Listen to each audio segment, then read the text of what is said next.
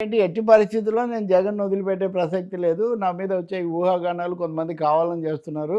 ఆయనకేమో ఆగ్రహం లేదా? అవి చెప్పిన వాళ్ళ మీద కూడా ఆగ్రహం లేదు. ఇంకో మాట కూడా Varma being journalist for long. So Vijayasai Reddy కూడా 20 రోజుల కిందట ఖండించాడు కదా!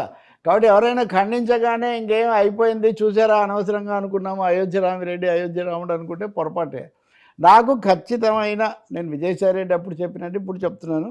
ఆయన చాలా క్లియర్‌గా తన శ్రేణులకు, తన అనుయాయులకు కుదరదు ఇంకా మనం వెళ్ళాలి. ఒత్తిడి ఎక్కువగా ఉంది. ఒత్తిడి ఉంది అనే చెప్తున్నారు ఆయన ఇప్పుడు కూడా. ఒత్తిడి ఉంది అన్న వాస్తవాన్ని ఆయన కాదనడం లేదు.